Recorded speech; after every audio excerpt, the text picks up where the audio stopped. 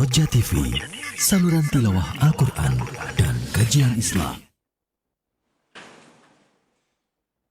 Alhamdulillah, nahmaduhu wa nasta'inuhu wa nastaghfiruh wa na'udzu billahi min syururi anfusina wa min sayyiati a'malina. Man yahdihillahu fala mudilla lahu wa man yudlil fala hadiya lahu. Wa asyhadu an la ilaha illallah wahdahu la syarika lahu wa asyhadu anna Muhammadan abduhu wa rasuluh. Qala Allah Ta'ala fi kitabihil karim, ya ayyuhalladzina amanu taqullaha haqqa tuqatih wa la tamutunna illa wa antum muslimun. Amma ba'd. Kita melanjutkan kitab Al-Arba'in An-Nawawiyah. Kita masuk hadis yang ke-40. An Ibni Umar radhiyallahu anhuma, dari Abdullah bin Umar, semoga Allah meridainya, ia berkata, akhadha Rasulullah SAW bimankibayhi wa qala kun fid dunya ka'annaka gharibun aw abiru sabil. Wa kana Ibnu Umar radhiyallahu anhuma yaqul, idza amsayta fala tantadhiris sabah wa idza asbahta fala tantadhiril masa wa khudh min sihatika limaradik wa min hayatika limautik. Rahul Bukhari. Dari Ibnu Umar, semoga Allah meridainya, ia berkata, Rasulullah SAW memegang dua pundakku. Lalu beliau bersabda, kun fid dunya, jadilah di dunia, ka'annaka gharib, seakan-akan kamu gharib, orang asing yang merantau di negeri orang. Ya. Aw abiru sabil, atau yang sedang menyeberang jalan, artinya sedang dalam safar perjalanan menuju suatu tempat. Ya. Dan adalah Abdullah bin Umar, semoga Allah meridainya, berkata, apabila kamu berada di waktu sore, jangan tunggu-tunggu waktu pagi. Dan apabila kamu berada di waktu pagi, maka jangan tunggu-tunggu waktu sore. Ambillah masa sehatmu untuk sakitmu, dan masa hidupmu ya untuk kematianmu. Rahul Bukhari, diriwayatkan Imam Bukhari dalam sahihnya. Di sini ibu-ibu sekalian dan bapak sekalian, kita ambil faidah. Faidah yang pertama, husnul ta'limin Nabi SAW. Bagusnya tata cara Nabi SAW mengajarkan ilmu. Iya. Kenapa? Karena di sini Nabi SAW memberikan perumpamaan untuk kita hidup di dunia. Apa perumpamaannya? Kata Nabi, jadilah kamu hidup di dunia ini seperti gharib. Siapa gharib itu, Pak? Itu orang yang asing, yang merantau di negeri orang. Kenapa orang asing yang merantau di negeri orang itu biasanya, Pak, lebih sungguh-sungguh dibandingkan mereka yang orang asli? Kenapa? Karena dia tahu di negeri tersebut dia nggak punya handai taulan, nggak ada orang yang bisa bantu dia. Dia harus bersungguh-sungguh. Makanya rata-rata orang yang ngerantau di negeri orang itu kebanyakan sukses, Pak. Kenapa? Mereka lebih sungguh-sungguh dulunya. Iya. Perumpamaan yang kedua, aw abiru sabil, atau seperti orang yang sedang safar perjalanan menuju suatu tempat. Kalau antum pergi ke Bandung dalam perjalanan, kira-kira antum ketika perjalanan ke Bandung pengen cepat sampai atau pengen kayaknya asik di jalan deh? Ya, pasti kita ingin segera sampai ke tempat tujuan kita. Ya. Lihat, di sini Nabi SAW memberikan perumpamaan. Dan perumpamaan itu salah satu bentuk taklim, tata cara mengajar yang baik. Makanya Allah mengatakan, innallaha la yastahi an yadriba mathalan ma ba'udatan fama fawquha. Sesungguhnya Allah tidak malu untuk memberikan perumpamaan dengan seekor nyamuk atau lebih besar darinya. Ya. Fa'amal ladzina amanu faya'lamuna annahu al-haqqu min rabbihim. Adapun orang yang beriman, mereka yakin perumpamaan ini hak dari sisi Allah Subhanahu wa taala. Faedah yang kedua yang bisa kita petik dari hadis ini, Bapak dan Ibu sekalian, yaitu fihi syahidun limakhtussa bihin Nabi SAW min jawami'il kalim. Nabi SAW itu diberikan oleh Allah jawami'ul kalim. Apa jawami'ul kalim? Yaitu ucapan yang pendek tapi maknanya luas sekali. Ya. Dan ini hanya dimiliki oleh orang-orang yang keilmuannya sangat dalam. Dan itu menunjukkan akan kedalaman ilmu Rasulullah SAW. Memang tidak ada di dunia ini manusia yang lebih berilmu dari Rasulullah SAW. Makanya orang itu semakin berilmu, ucapannya itu semakin sedikit. Tapi bermakna sekali. Ya, maknanya luas. Ya. Faedah selanjutnya, Fadilatu Ibni Umar biakhdhi bimanqibihi wa takhsisihi bil wasiyah. Keutamaan Abdullah bin Umar. Karena Abdullah bin Umar dipegang pundaknya oleh Rasulullah SAW. Lalu Rasulullah bersabda, hiduplah kamu di dunia ini seperti orang yang asing atau abil sabil. Dan Abdullah bin Umar ini seorang sahabat mulia, Pak. Di antara keutamaan Ibnu Umar, Pak, Ibnu Umar pernah bermimpi. Dalam mimpinya itu Ibnu Umar dibawa ke sumur, mau dimasukin ke sumur. Ya.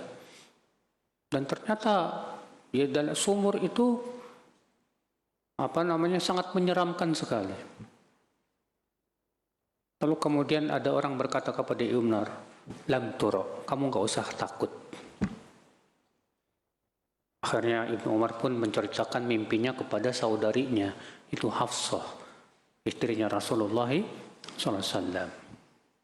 Lalu Hafsah menyampaikan mimpinya Ibnu Umar kepada Rasulullah SAW. Apa kata Rasulullah mentakwil mimpinya Ibnu Umar? Inna Abdullah rajulun saleh. Itu artinya Abdullah bin Umar orang yang soleh. Ya, subhanallah. Ikhwata Islam. Jadi persaksian langsung dari Rasulullah SAW bahwa Abdullah bin Umar itu orangnya soleh, masya Allah. Dan beliau itu sahabat yang paling kuat dalam ittiba kepada sunnah Rasulullah SAW. Sampai-sampai disebutkan ya, Ibnu Umar pernah dalam perjalanan, lalu ingat dulu Rasulullah pernah buang air di situ.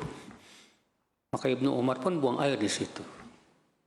Padahal sebetulnya kan nggak sunnah. Tapi saking Ibnu Umar ingin mengikuti Rasulullah Sallallahu Alaihi Wasallam.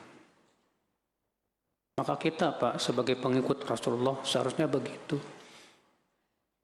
Muttabi, jadilah kita orang yang ittiba kepada Rasulullah Sallallahu Alaihi Wasallam. Jangan ibtida, bikin-bikin bid'ah, bikin-bikin syariat baru yang nggak pernah dicontohkan oleh Rasulullah Sallallahu Alaihi Wasallam. Ya. Faedah selanjutnya, al-irsyadu ila zuhdi fi muta'id dunya wa hududhiha. Bimbingan agar kita zuhud ya, terhadap kesenangan dunia dan kenikmatannya. Apa itu zuhud, Pak? Zuhud secara bahasa artinya berpaling darinya. Hati yang berpaling. Dan zuhud itu tempatnya di hati, bukan di badan. Ada orang terkadang bajunya compang-camping, banyak tambalan, tapi hatinya sangat menginginkan dunia. Kita katakan ini bukan zuhud, Pak. Zuhud itu adalah tempatnya di hati. Ada orang yang kaya raya. Nabi Sulaiman kaya raya enggak? Siapa yang lebih kaya dari Nabi Sulaiman? Enggak ada. Nabi Sulaiman, Masya Allah, kerajaannya seluruh dunia. Pasukannya jin, manusia, binatang, semua di bawah kekuasaan beliau. Tapi subhanallah, Nabi Sulaiman hatinya zuhud terhadap kehidupan dunia. Makanya zuhud itu tidak bertabrakan dengan kekayaan, Pak. Orang kaya bisa zuhud, bisa. Jadi jangan kita memahami zuhud itu kita rumahnya reot, ya, mobilnya mogok-mogokan. Bukan kayak gitu, Pak, zuhud. Ikhwata Islam, saudaraku seiman. Jadi hakikat zuhud itu hati kita berpaling dari dunia. Artinya kita tidak simpan dunia itu di hati, tapi kita simpan dunia itu di tangan. Imam Ahmad pernah ditanya oleh muridnya, saya lupa namanya, Ibnul Muhanna kalau nggak salah, saya lupa namanya. Dia berkata kepada Imam Ahmad, "Ya Aba Abdillah, mungkinkah orang yang punya kekayaan 1000 dinar bisa zuhud?" 1000 dinar itu berapa rupiah, Pak? 1 dinar itu 4,25 gram emas. 1 dinar 4,25 gram emas. Berarti kalau 1000 dinar berapa? 4.250 gram emas. Berapa kilo tuh, Pak? 4 kilo seperempat lah. Kira-kira kalau punya emas segitu berapa duitnya, Pak? 1 gram berapa sekarang? Ada 1 juta. 1 juta. 2 juta. Lebih tinggi ya. 2 juta kali 4.000. Lumayan. Imam Ahmad ditanya, mungkinkah orang yang punya uang 1000 dinar bisa zuhud? Apa kata Imam Ahmad? Bisa. Kapan? Saat uangnya berkurang, dia tidak terpengaruh. Antum punya tabungan, ketika duitnya kurang, langsung duitnya pengaruh. Antum nggak zuhud itu. Berarti antum menyimpan duitnya bukan di bank, di hati itu. Ya, kita sedih. Nah, tanda orang yang zuhud itu kata Imam Ahmad, ketika uangnya berkurang nggak pengaruh, cuek aja, karena memang hatinya berpaling. Walaupun dia punya dunia, punya kekayaan, tapi hatinya tidak terpaut dengan itu, Pak. Hatinya terpaut dengan akhirat. Ya. Maka kalau ibu-ibu, bapak-bapak hatinya kayak gini, wah luar biasa. Walaupun duitnya udah tinggal cekak, cuek aja. Tawakal sama Allah, rezeki dari Allah. Iya. Nah ini ibu-ibu sekalian. Itu namanya zuhud. Baru kita itu punya sifat apa? Zuhud. Iya. Dan zuhud itu penting. Bukan hanya zuhud itu bukan hanya terhadap harta loh, Pak. Zuhud juga terhadap kedudukan. Zuhud terhadap ketenaran. Para ulama terdahulu zuhud terhadap ketenaran. Mereka nggak suka tenar, bahkan lari dari ketenaran. Nggak kayak kita berusaha pengen tenar, jadi artis YouTube. Ya. Ada yang jadi artis Instagram, pokoknya apa saja dilakukan yang penting terkenal lah. Ya. Karena apa? Semakin banyak follower, ya, duitnya tambah gede. Akhirnya ya subhanallah. Dari itulah penting zuhud itu, Pak. Ya, makanya orang zuhud itu, ciri orang zuhud itu kalau dicela biasa aja. Justru dia senang malah dicela itu, Pak. Kalau ada yang orang mencela dia jadikan celaan manusia itu sebagai introspeksi diri. Kira-kira celaan itu ada nggak pada diri saya? Kalau ada, ini alat untuk memperbaiki diri. Kira-kira celaannya benar nggak? Kalau nggak benar, dosa buat dia, pahala buat kita. Ya udah. Ya. Orang zuhud nggak butuh pujian. Orang mau muji nggak muji, bodoh amat lah. Ya. Orang yang zuhud nggak butuh pengakuan. Ada orang misalnya sudah banyak jasanya dalam dakwah. Ternyata pengen diakui kalau dia punya jasa banyak. Itu berarti belum zuhud tuh, Pak.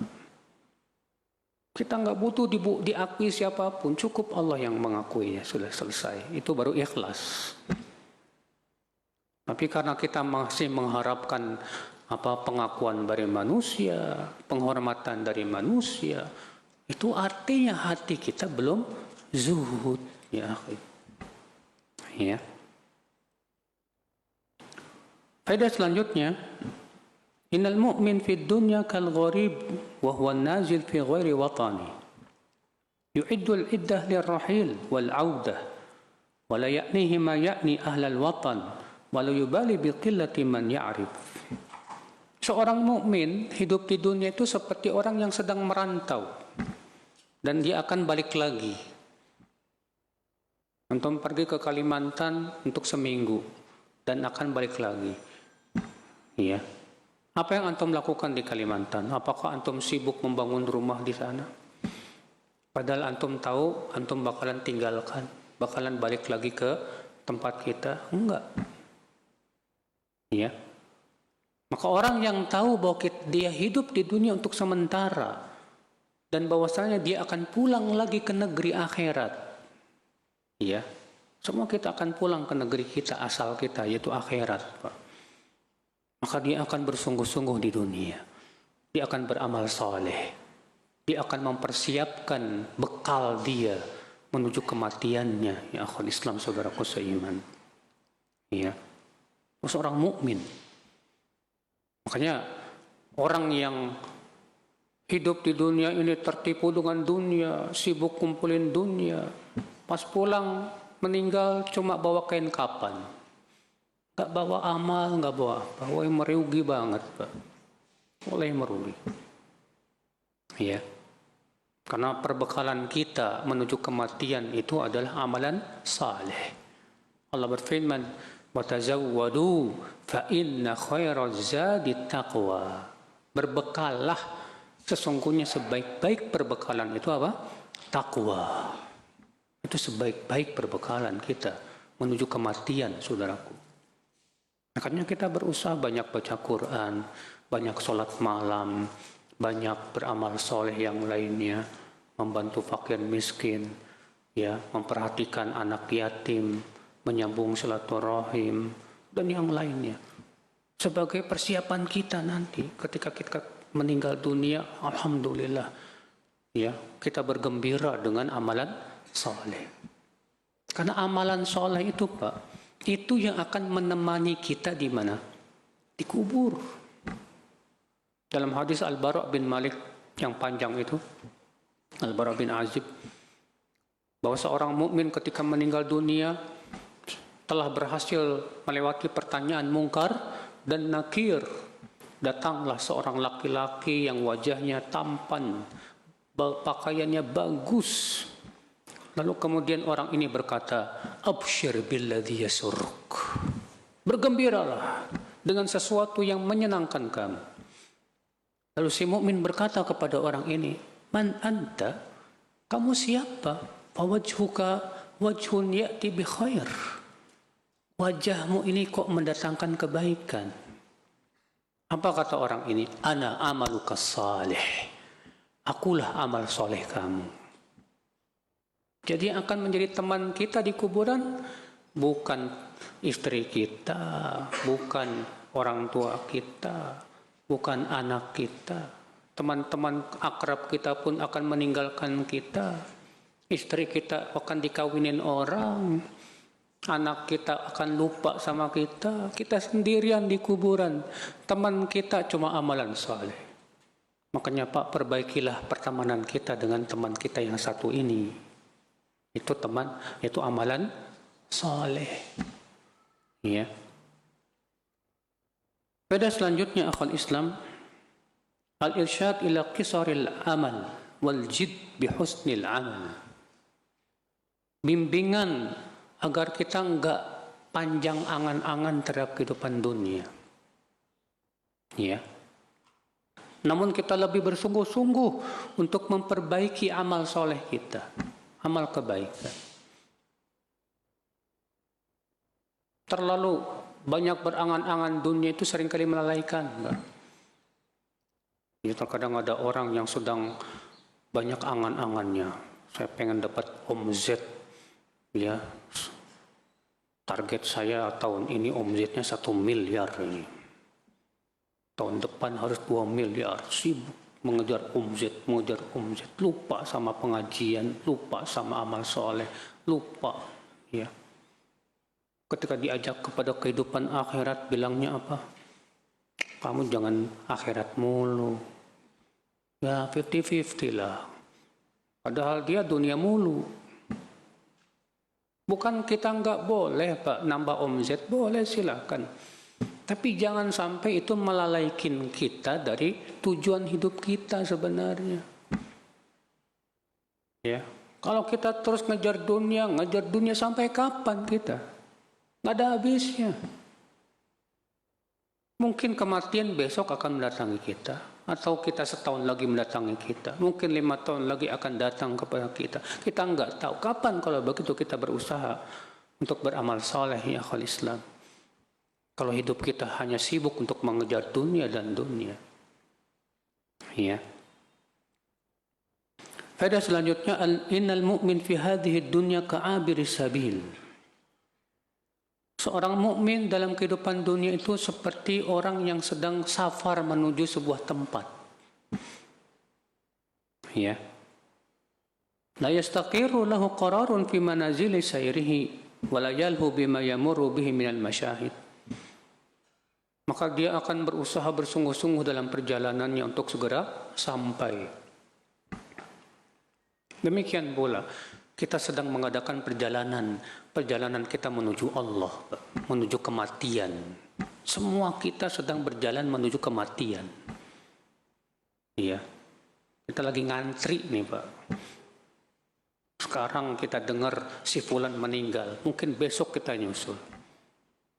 Maka dari itu ya akhi, ya, bersungguh-sungguhlah beramal saleh. Jangan kita jadi orang yang males-malesan beramal saleh.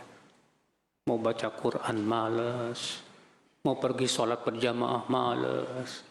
Tapi kalau nonton YouTube rajin, medsosan rajin, ya, nonton drakor paling depan.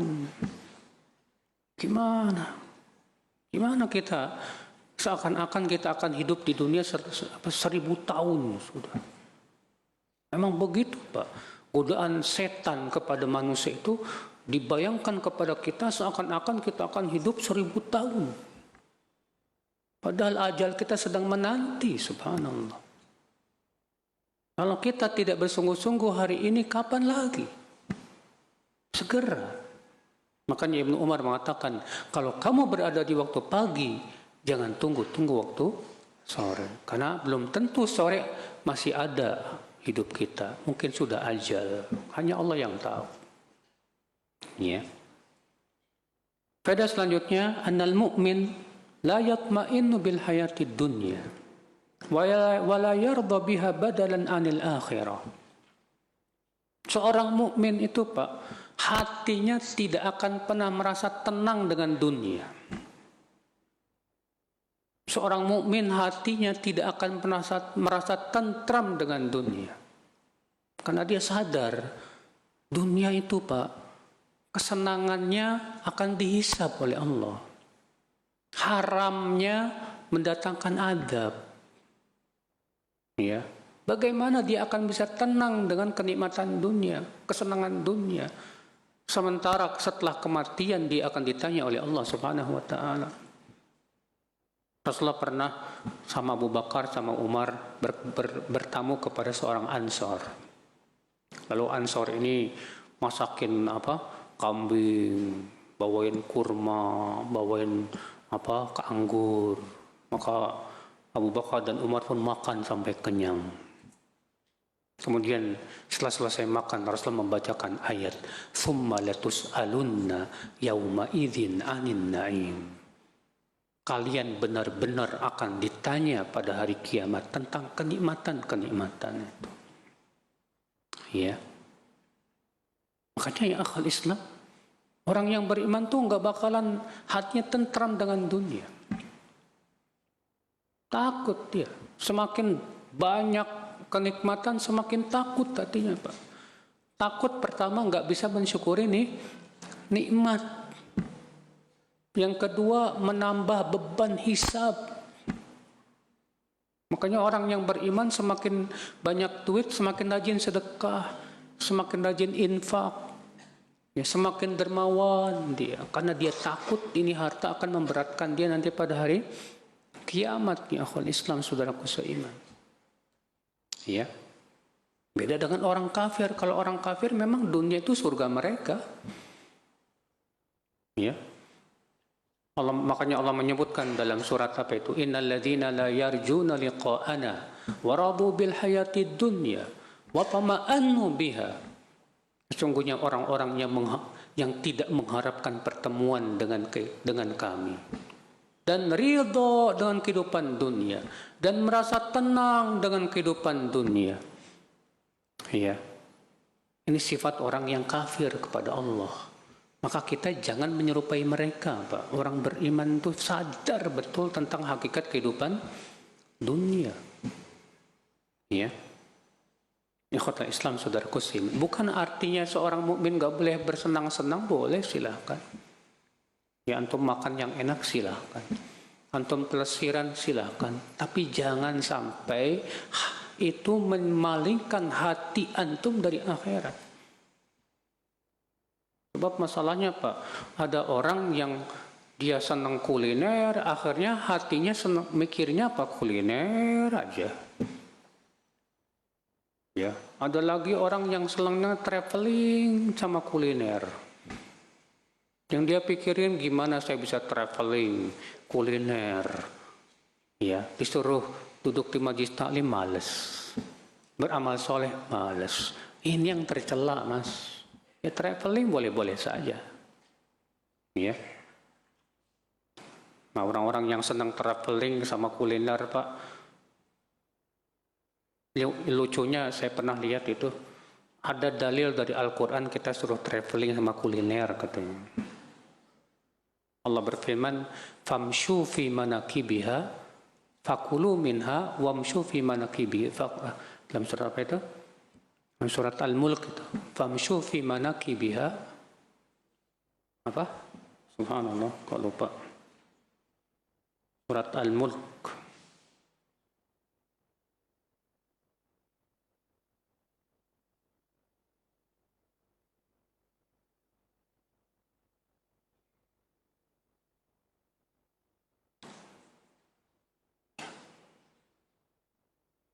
Ada yang hafal ayatnya?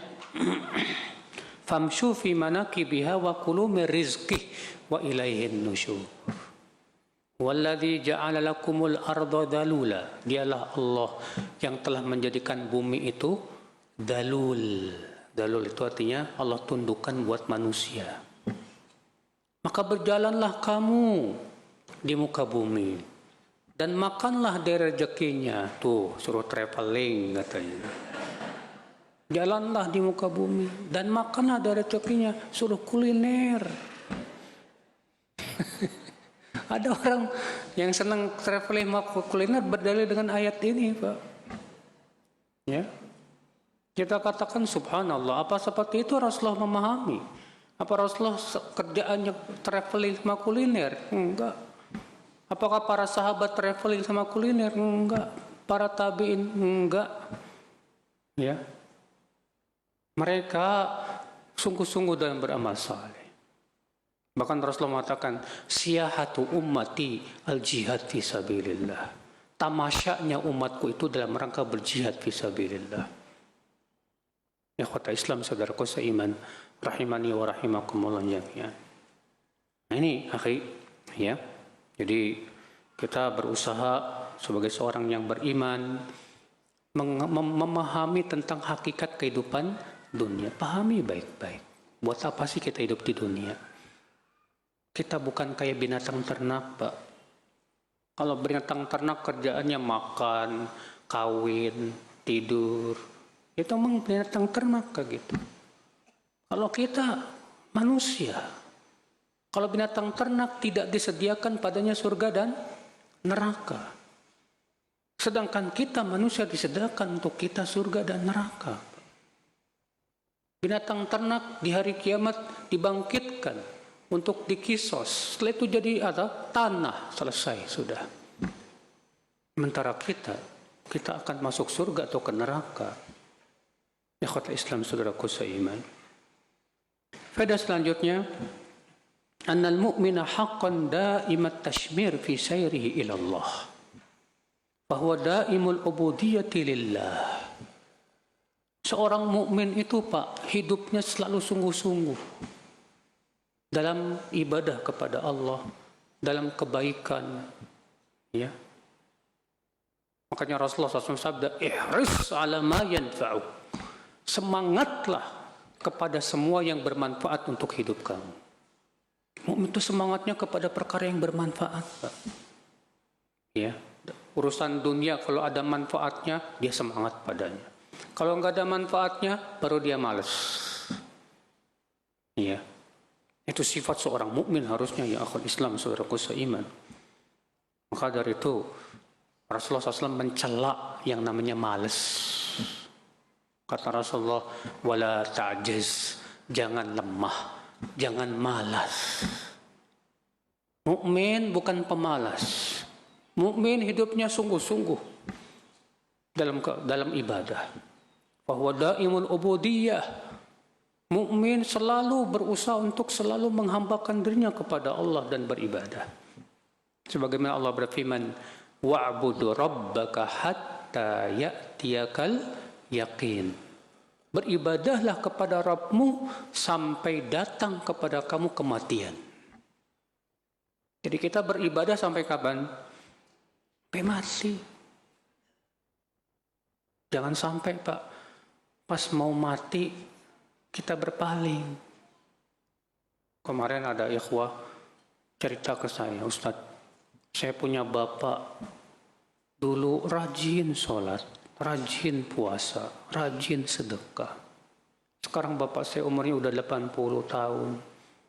Sekarang udah gak mau sholat, Ustadz. Ketika dinasihati, Pak sholat, bilangnya apa? Quran tuh bohong, tuh Allah tuh gak ada. Ya, subhanallah. Udah tua, malah berpaling. La ilaha illallah. Itu yang kita khawatirkan, Pak. Ya.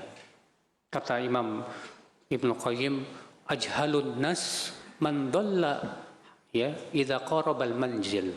Manusia yang paling bodoh itu orang yang tersesat saat mau dekat rumah. Udah mau sampai rumah tersesat. Ini orang paling bodoh. Udah mau mati, mau kembali kepada Allah tersesat. Na'udzubillah min dzalik. Jangan sampai kita su'ul khatimah. Na'udzubillah. Maka dari itu, Pak, supaya kita husnul khatimah, sungguh-sungguh terus, Pak. Karena Allah tidak mungkin menyia-nyiakan pahala orang yang sungguh-sungguh, Pak. Kesungguhan itu tanda kejujuran iman. Orang yang imannya jujur dan ia jujur pengen dapat surga, dia akan sungguh-sungguh. Tapi kalau kita malas-malasan beramal soleh, itu tanda kejujuran kita kurang, Pak. Ya. Faedah selanjutnya,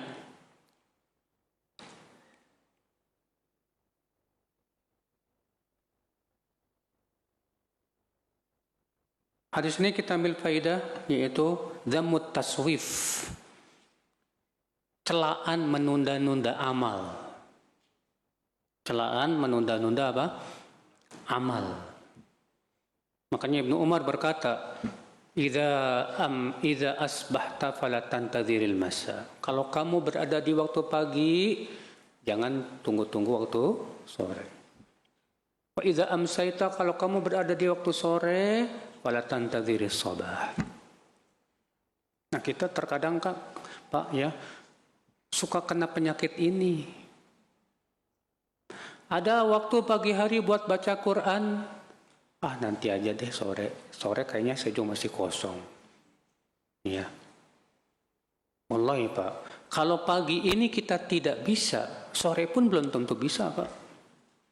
Kalau pagi ini kita katakan nanti, sore pun biasanya kita akan katakan apa?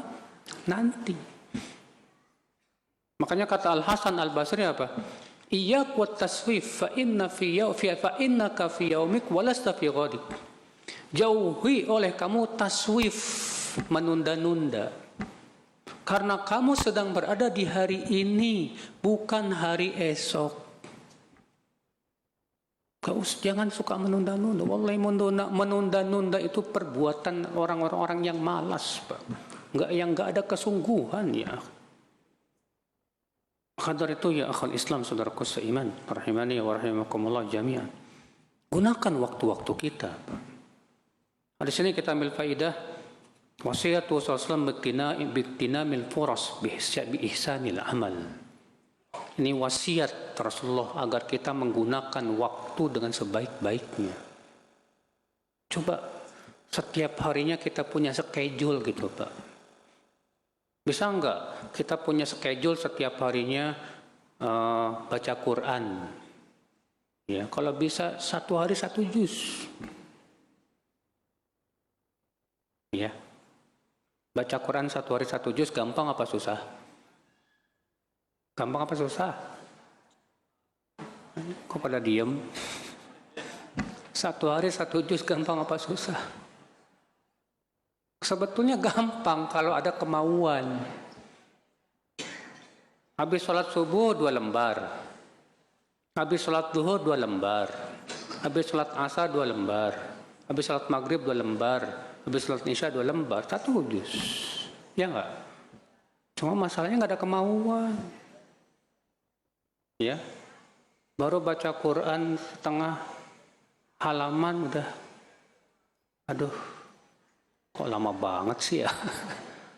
Itu Pak. Coba kita biasakan. Kita harus punya schedule dalam hidup ini Pak. Kalau misalnya Bapak bisa, saya schedule-nya 1 hari baca buku 10 halaman. 10 halaman nggak banyak kok Pak. Ya.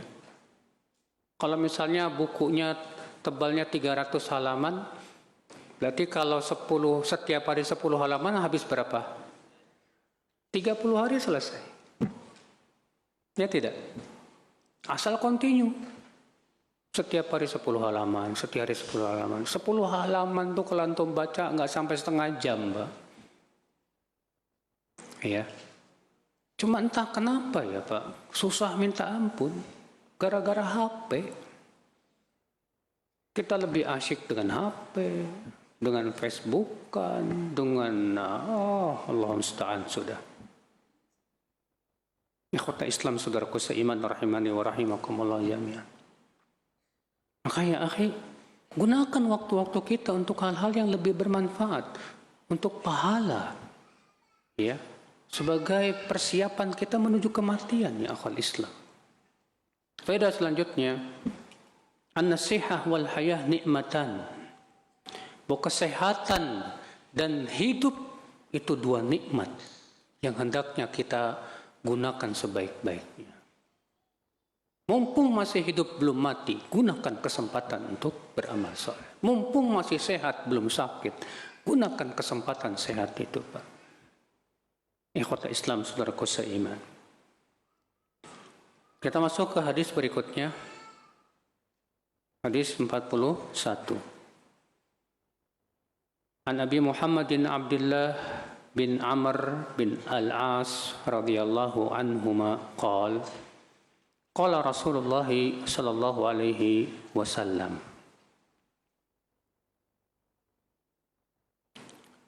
la yu'minu ahadukum hatta yakuna hawahu taba'an lima ji'tu bih.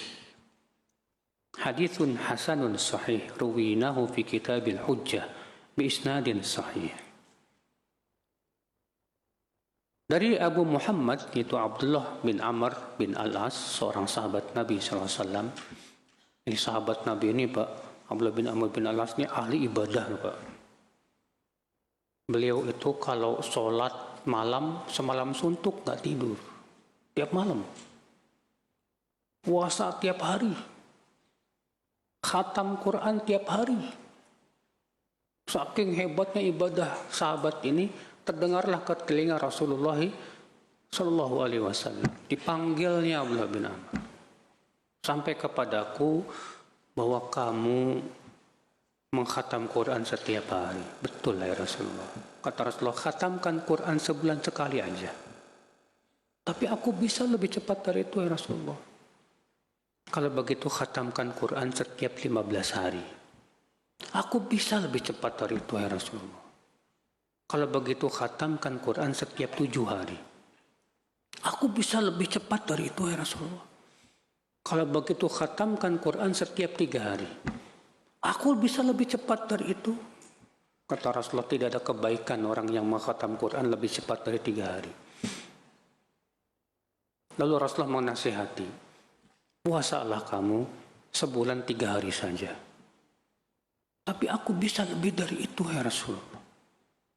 Kalau begitu puasalah kamu dengan puasa Daud. Sehari puasa, sehari enggak.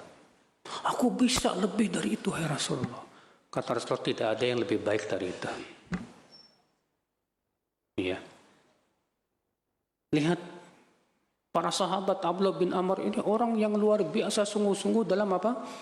Ibadah kepada Allah Subhanahu wa taala. Ya. Sampai masa mudanya itu untuk ibadah kepada Allah Subhanahu wa taala, enggak kayak kita. Ya, masa muda kita habis buat TikTokan. Ya, buat media sosial, Allahul musta'an. Ikhwatul Islam saudaraku seiman. Kita lanjutkan. Dari Abu Muhammad Abdullah bin Amr bin Al-As, semoga Allah meridhoinya, ia berkata Rasulullah SAW bersabda, tidak beriman salah seorang dari kamu sampai hawa nafsunya mengikuti apa yang aku ajarkan, yang aku bawa. Namun hadis ini, ya, kalau kita perhatikan secara sanad, hadis ini lemah sebetulnya, Pak.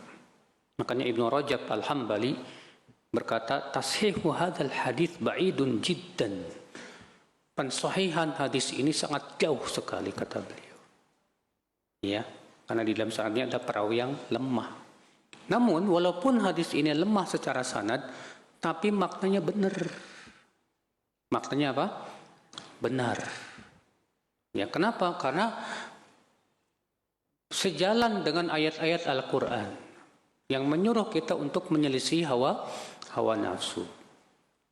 Baik, dari hadis ini kita ambil faidah, Pak. Faidah yang pertama, nafyul iman amman lam yakun hawahu tabi'an lima ja'a bihi Rasul sallallahu alaihi wasallam. Tidak sempurna keimanan orang yang hawa nafsunya tidak ngikutin yang diajarkan oleh Rasulullah sallallahu alaihi wasallam. Ingat Pak, jangan sampai kita menjadi penyembah hawa nafsu. Karena manusia yang paling sesat di dunia siapa? Pengikut hawa nafsu. Allah mengatakan dalam surat apa?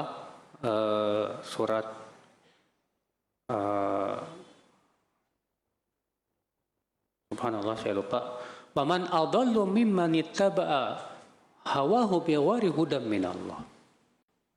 Siapakah orang yang paling sesat dari orang yang ngikutin hawa nafsu? Lihat Allah mengatakan, siapakah yang paling sesat dari orang yang mengikuti hawa nafsu? Berarti manusia yang paling sesat di dunia itu yang suka ngikutin hawa nafsu. Dan yang paling berbahaya, Pak, itu ngikutin hawa nafsu dalam beragama. Orang kalau beragamanya ngikutin hawa nafsu, rusak agama, Pak. Akhirnya mengotak-ngatik ayat seenaknya, mengotak-ngatik ajaran Islam seenaknya. Yang penting sesuai dengan hawa nafsu. Itu bahaya banget, Pak. Ya. Maka dari itu ya akhul Islam, jangan sampai kita ngikutin hawa nafsu di dalam masalah beragama, berakidah. Nggak boleh. Kewajiban kita dalam berakidah, dalam beribadah, dalam beragama, ikuti yang diajarkan oleh Rasulullah SAW. Walaupun nggak sesuai dengan hawa nafsu kita, walaupun nggak sesuai dengan akal pikiran kita, seorang mukmin wajib berkata sami'na wa ata'na. Itu seharusnya seorang mukmin begitu ya akhwal Islam, saudaraku seiman.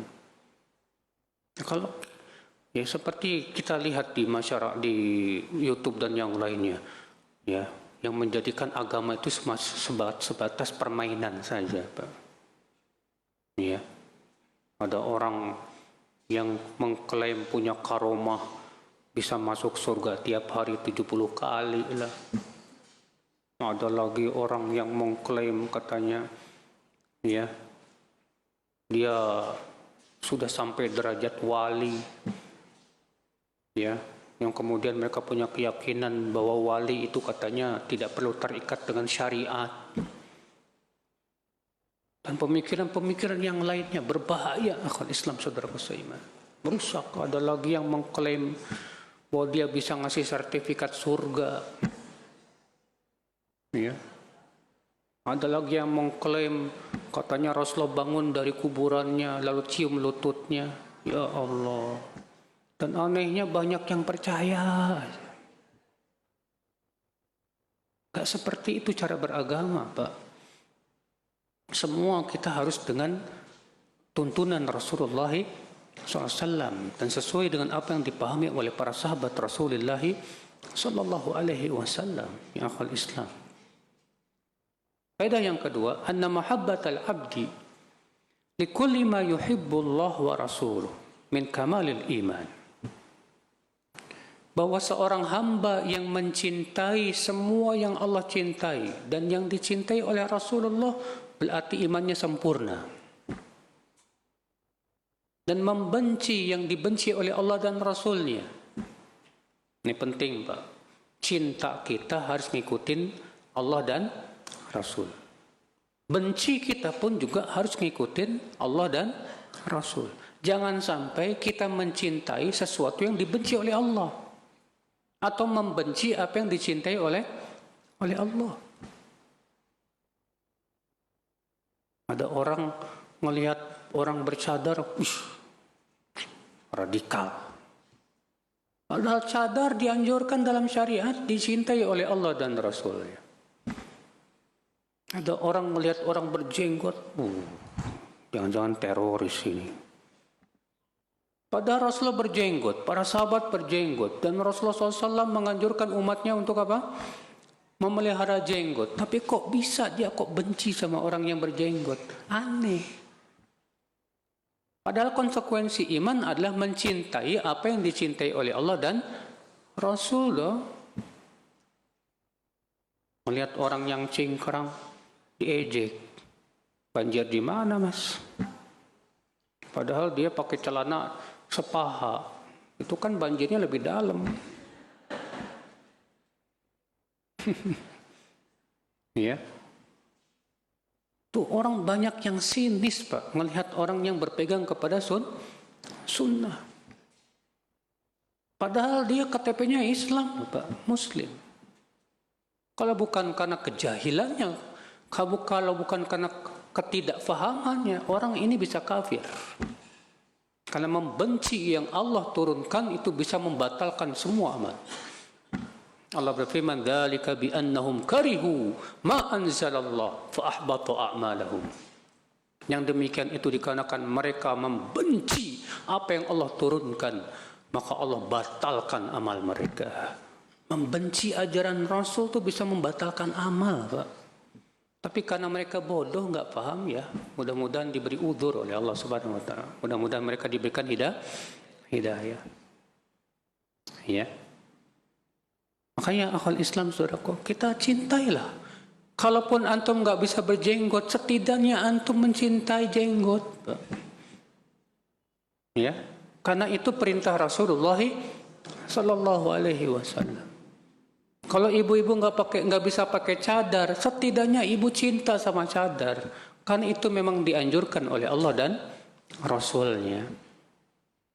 Ya, ikhwata Islam, saudaraku seiman. Faedah selanjutnya,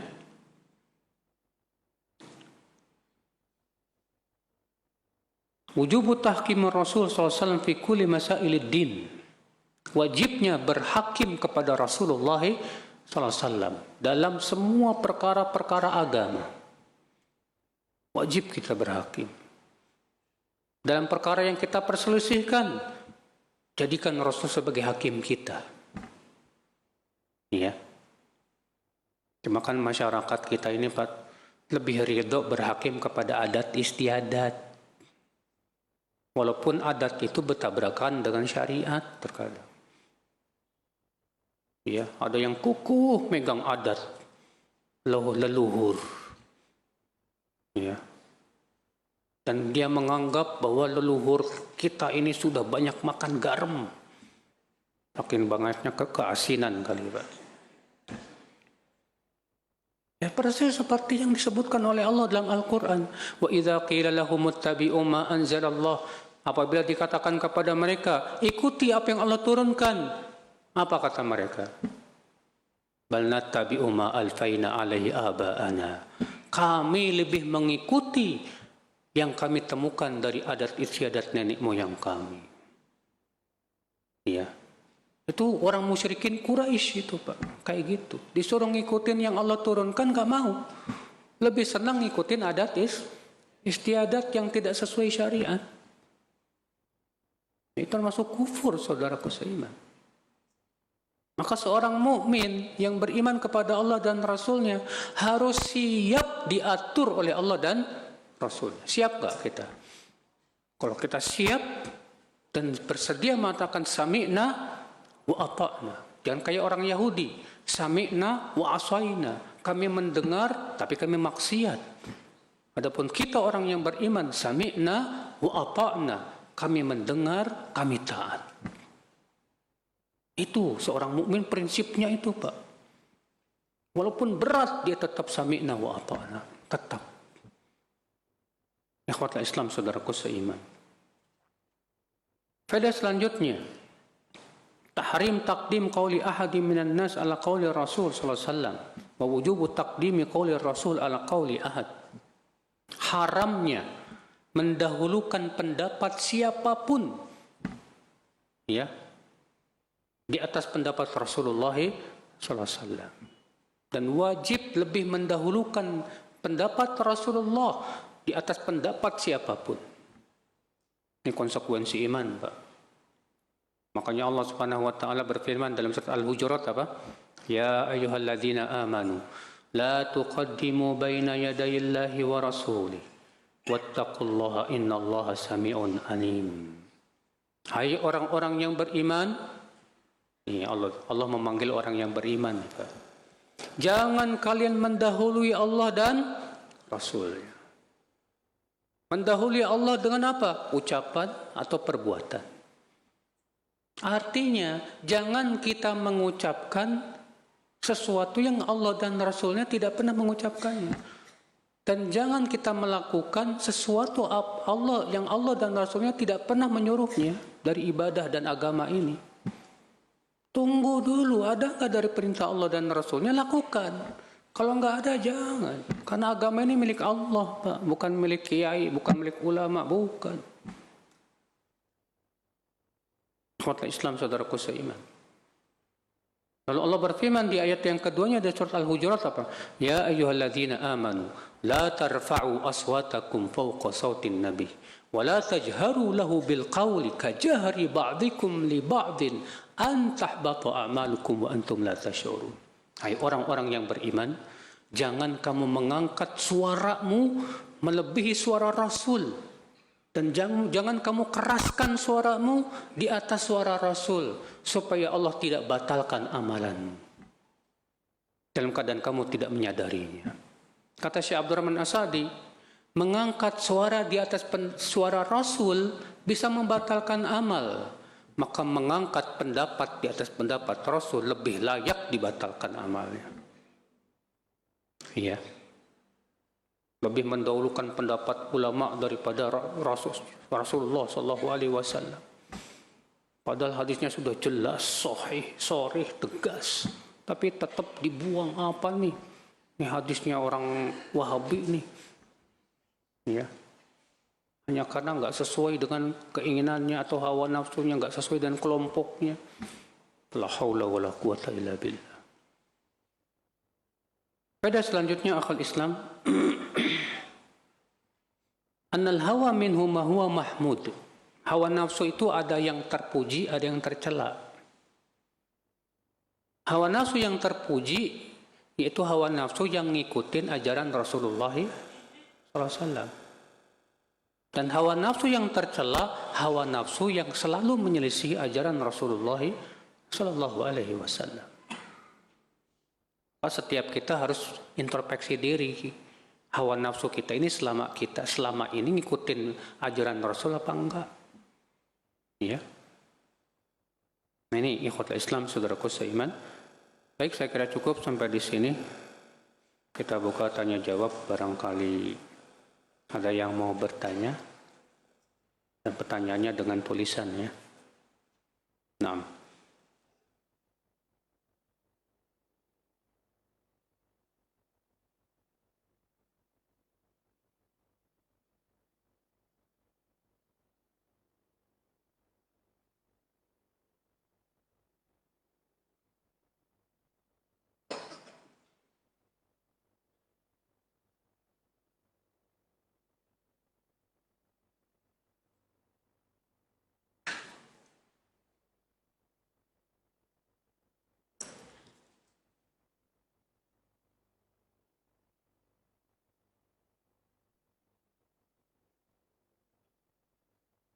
Apabila ada orang berhutang berkali-kali ditagih gak mau bayar dan selalu menunda-nunda, terus dia berkata gini, kita sedang diuji kesabarannya oleh Allah loh.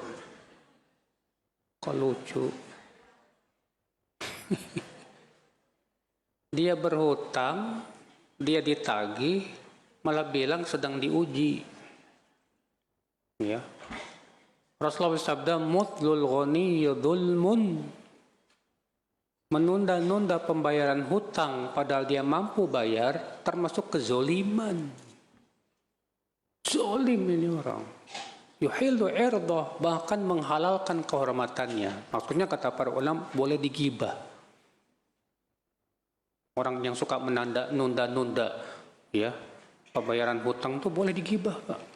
Kita bilang ke orang-orang, awas si anu tuh, dia kalau ngutang nggak mau bayar. Kita bilang ke orang, biar orang-orang nggak ada yang jadi korban berikutnya, Pak. Nggak apa-apa. Ya. Itu sampaikan hadis itu kepada orang tersebut agar dia mau takut pada Allah Subhanahu wa taala.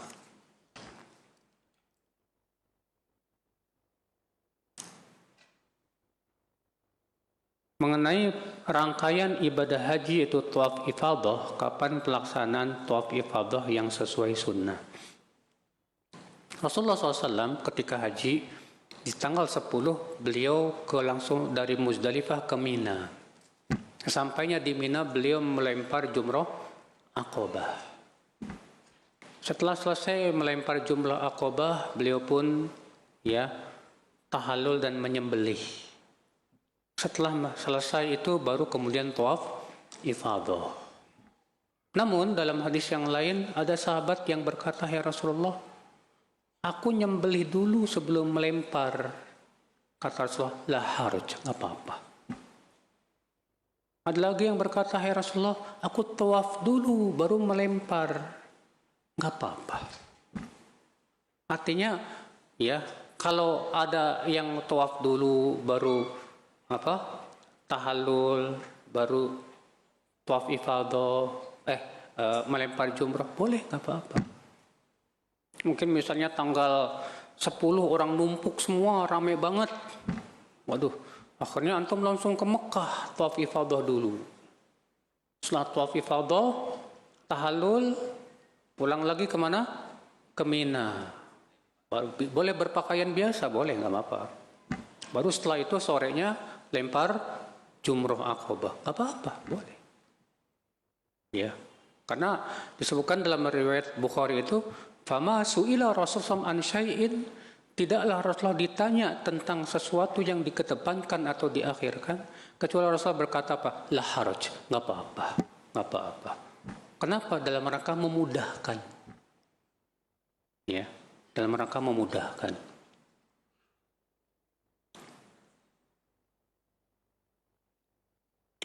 Keadaan ekonomi anak pas-pasan.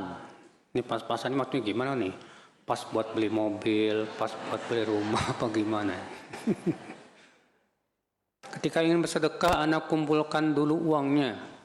Lalu anak sedekahkan pada waktu tertentu seperti pada bulan haram, atau pada bulan Ramadan, atau di hari Jumat. Bagaimana Ustadz? Sesuai dengan kemampuan aja. Ya. Allah berfirman, la yukallifullahu nafsan illa wus'aha. Allah tidaklah membebani jiwa kecuali sesuai dengan apa? Kemampuan. Kalaupun antum hidup pas-pasan, tapi antum tetap semangat sedekah, luar biasa, Pak. Dan saya pernah membawakan hadis di sini, Pak. Rasulullah sabda, dirhamun sabaqa mi'at alf dirham. Ada orang yang bersedekah 1 dirham, tapi bisa mengalahkan pahala orang yang bersedekah 100.000 dirham.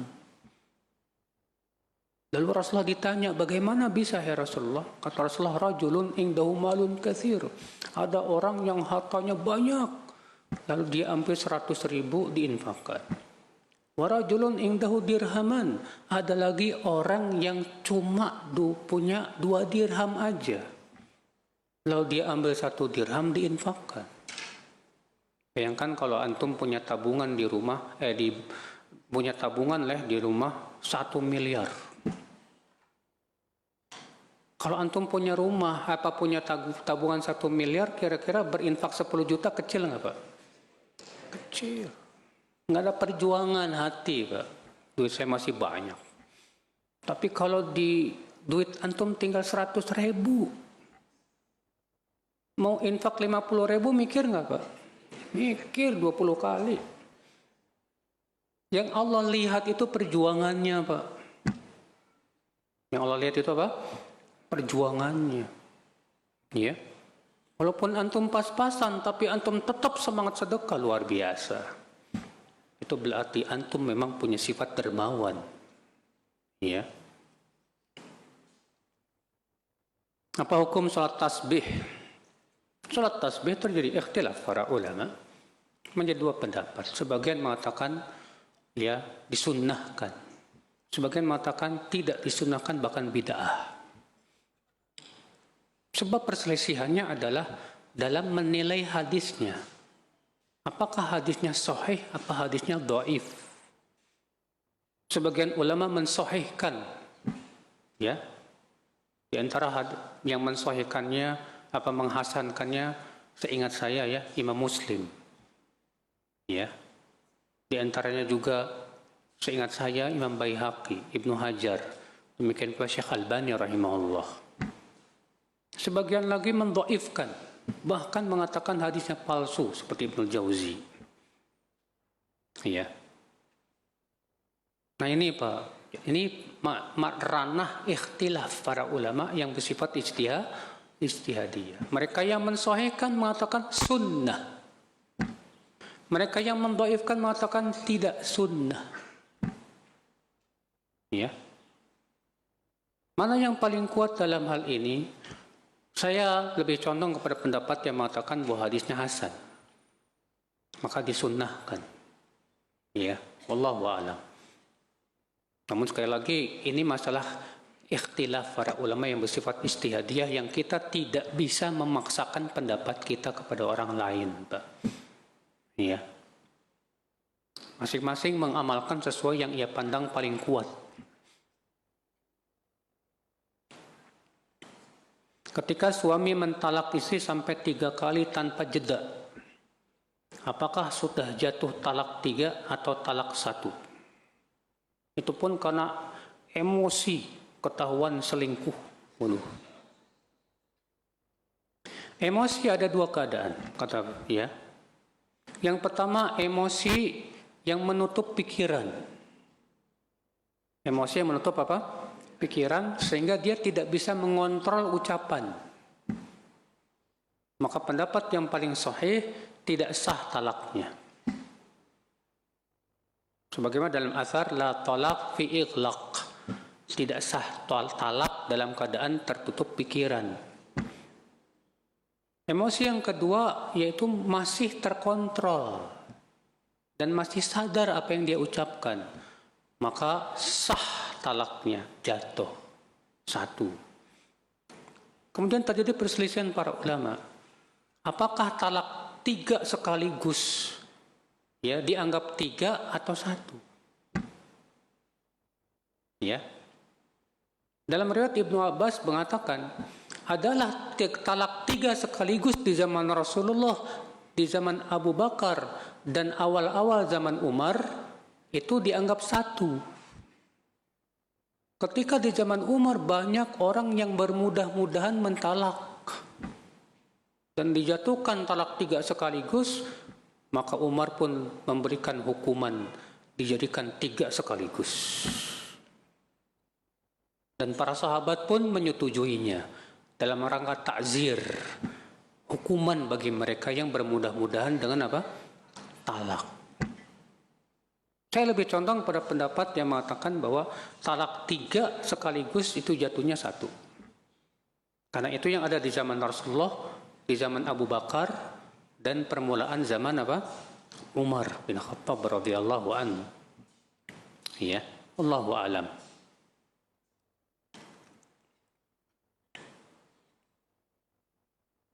Saya tinggal di apartemen unit yang di sebelah unit saya kosong dan suka disewakan. Bila ada yang menyewa sepasang kekasih, apakah kita yang unit di sebelahnya kena dosanya? Kalau kita tahu mereka berzina lalu didiamkan, dosa antum. Udah tahu mereka zina, antum gak tegur, antum diem aja, antum berarti setan bisu. Wajib antum tegur. Ya.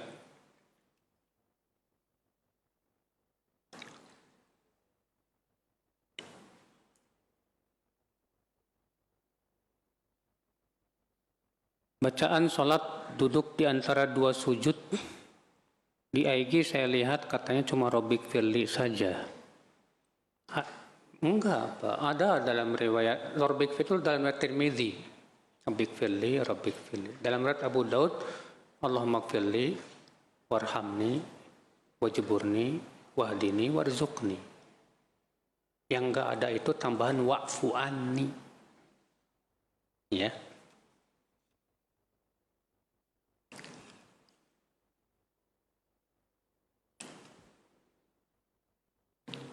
Saya orang tua yang sudah tidak bekerja, kebutuhan sehari-hari ditanggung anak.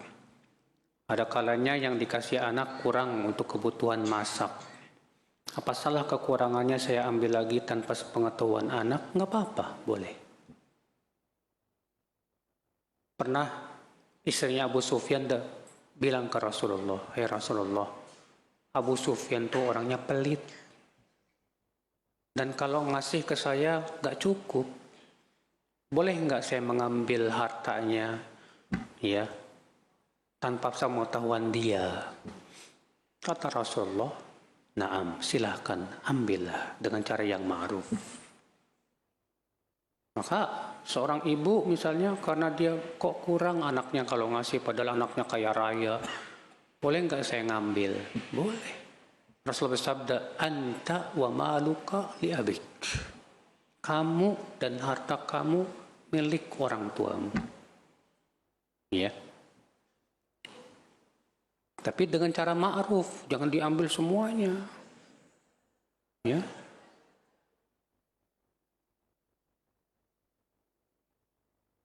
Apabila suami tidak suka kita melakukan banyak ibadah-ibadah sunnah, pernah terjadi di zaman Rasulullah. Ada seorang wanita ngadu ke Rasulullah, ya Rasulullah, aku kalau sholat malam dipukul sama suamiku. Kalau mau puasa sunnah, dipukul sama suamiku. Panggil suaminya, kenapa kamu? Kata suaminya, hai Rasulullah, aku masih muda, syahwatku masih tinggi. Kalau dia sholat malam, aku pengen gimana? Dia puasa sunnah, aku pengen. Makanya Rasulullah melarang seorang istri berpuasa kecuali dengan izin siapa? Suaminya. Jadi kalau istri itu terikat dengan apa? Suami, berbakti kepada suami lebih besar pahalanya, hukumnya wajib. Jangan sampai mendahulukan yang sunnah, meninggalkan yang wajib, salah. Ya.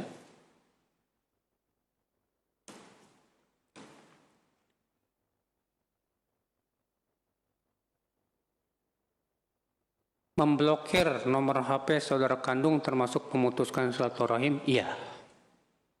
Itu termasuk memutuskan silaturahim ya, akhi. Hanya karena antum kesel sama dia, marah sama dia, tetap jangan diblokir. Ya. Berusahalah membalas keburukan dengan kebaikan. Kalau ternyata saudara mau berbuat buruk sama kamu, tetaplah kamu sabar. Ada seorang laki-laki datang berkata kepada Rasulullah, ya Rasulullah, innali akhun, ya innali akhan, asiluhu wa qata'ani. Rasulullah, aku punya saudara. Aku sambung silaturahim ke dia, tapi dia malah memutuskannya. Aku berbuat baik sama dia, tapi dia malah berbuat buruk kepada aku, ya Rasulullah. Bagaimana, ya Rasulullah? Apa kata Rasulullah? In kunta kama qulta faka'annaka tusifuhumul mal wa la yazalu Allahu 'alaika dhahiran ma dumta 'ala dzalika wa kama qala. Kalau benar yang kamu katakan tadi, seakan-akan kamu menaburkan debu panas ke wajahnya. Dan Allah terus akan bela kamu selama kamu terus berbuat baik sama dia. Tuh lihat, ya, anjuran Rasulullah kepada sahabat ini untuk tetap sabar menghadapi saudara kita yang terus berbuat baik. Cuma masalahnya kan Pak, baper kitanya Pak. Ya, baper ini seringkali menutup akal dan ilmu. Banyak sekali ilmu kita nggak bermanfaat saat baper, Pak. Ya nggak? Banyak gitu. Ya.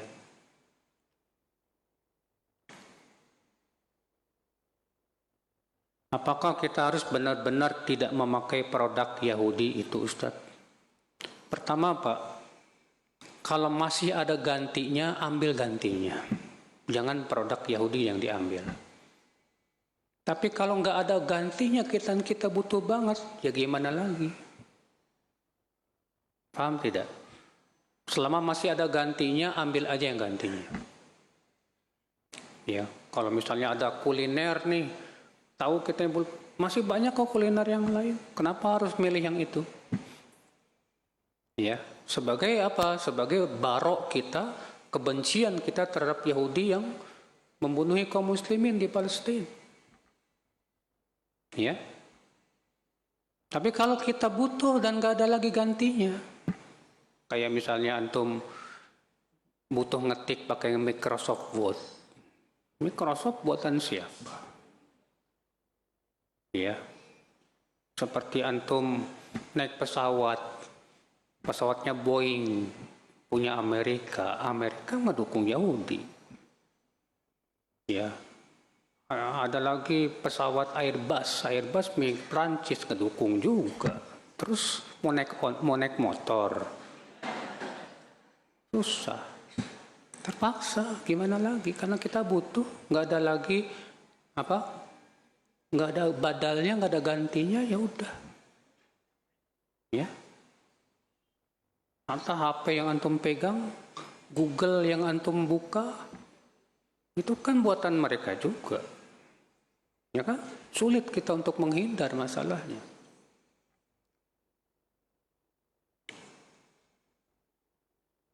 Saya sedih dan bingung mengajar anak-anak saya untuk kajian, mengajak anak-anak saya buat kajian. Tapi susah sekali. Mereka sudah berumah tangga, mereka susah sholat, berzakat dan lain-lain. Tapi mereka sholat, berzakat dan lain-lain dan tidak berbuat maksiat dan birrul walidain. Cuman belum mau aja diajak kajian. Dikit-dikit, Bu. Ya, kita berdakwah itu enggak harus sekaligus. Ajarkan dulu di akidah. Kalau dia enggak mau pergi ke kajian, ibu yang ngajarin dia. Dari kajian yang ibu dapatkan, ajarkan anak-anak, terutama masalah akidah tauhid. Itu yang paling agung. Pahamkan dia tentang bahaya syirik. Ya, kalau mereka sudah paham tentang tauhid, tentang syirik, pahamkan bahwa kita berkewajiban untuk belajar ilmu agama. Ya, pahamkan sedikit demi sedikit. Ya. Maka ibu dalam hal ini sebagai daiyah untuk anak-anak ibu, ya, berusaha bagaimana caranya supaya anak ibu bisa diajak dengan hikmah, ya. Bolehkah memisahkan sholat duha yang sebagian 4 rakaat dilakukan di rumah dan 4 rakaat lagi dilakukan di masjid? Nggak apa-apa, boleh, silahkan.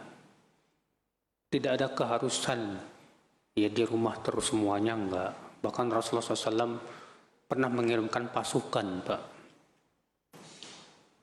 Pasukan ini pulangnya cepat, ghanimahnya banyak. Kata para sahabat, wah luar biasa. Nih sudah jaraknya dekat, ghanimahnya banyak, pulangnya cepat. Apa kata Rasulullah? Maukah aku beritahu kepada kalian yang lebih cepat pulangnya dan lebih banyak pahala dan ghanimahnya? Apa itu Rasulullah? Itu seseorang berwudu di rumahnya, lalu pergi ke masjid, lalu sholat 2 rakaat duha, lalu pulang, maka ia pulangnya lebih cepat, lebih banyak ghanimahnya. Itu Rasulullah menganjurkan sekali-kali sholat duha di masjid, ya.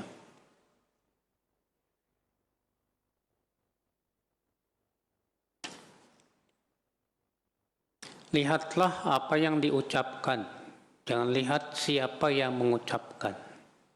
Ini tidak mutlak, Pak. Lihatlah apa yang diucapkan. Kapan kita boleh menggunakan kaidah ini? Kalau ada orang yang nasihatin kita.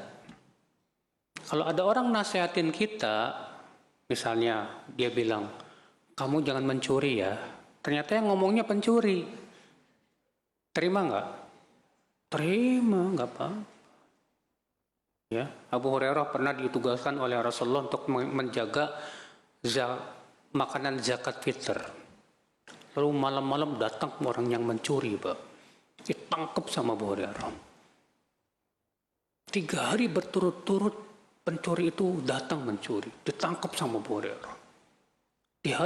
Di malam yang ketiga orang ini berkata, hai Abu Hurairah, maukah aku ajarkan bacaan sebelum tidur? Kalau kamu baca, kamu akan terhindar dari setan sampai pagi hari. Mau, kata Abu Hurairah. Apa itu? Baca ayat kursi. Akhirnya Abu Hurairah lapor ke Rasulullah SAW. Apa kata Rasulullah? Shadaqaka wa huwa kadzub. Kali ini dia benar, padahal dia tukang dusta. Kamu tahu tidak siapa yang 3 malam berturut-turut mencuri itu? Gak tahu. Itu setan.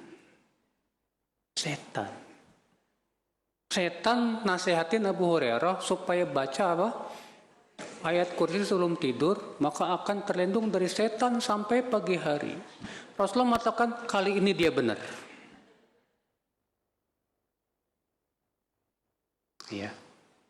Maka kalau ada orang nasihatin kamu dengan nasihatnya bagus, baik, terima. Tapi kaidah ini tidak berlaku dalam hal menuntut ilmu. Kalau kita duduk di majlis taklim bersimpuh mau menuntut ilmu, nggak berlaku kaidah ini. Ambil yang diucapkan, jangan lihat siapa yang mengucapkan, nggak berlaku. Kenapa? Karena dalam menuntut ilmu kita harus menuntut ilmu kepada ahlinya, ya, bukan kepada sembarangan orang, nggak boleh. Harus kepada ahlinya, akidahnya benar, lurus manhajnya, baru kita ambil. Dalilnya mana? Hadis Rasulullah bersabda, inna min asyratis sa'ah an yultamasal ilmu indal asagir. Di antara tanda hari kiamat, kata Rasulullah, ilmu itu diambil dari al-asagir.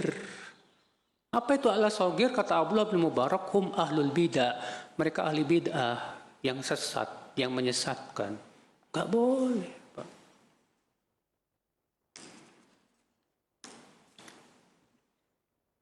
Ini kayaknya nggak bisa habis ya pertanyaannya.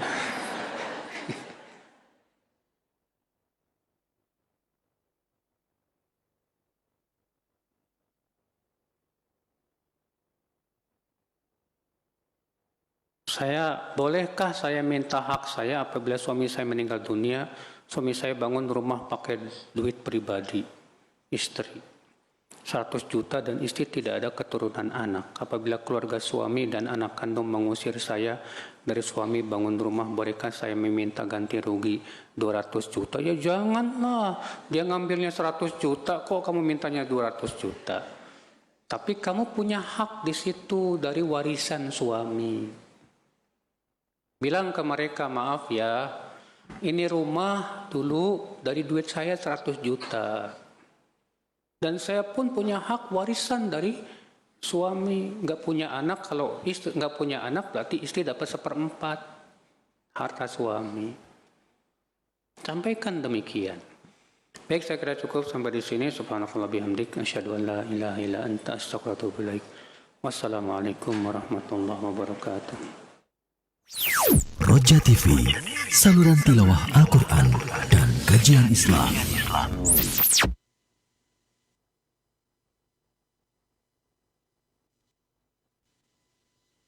Alhamdulillah.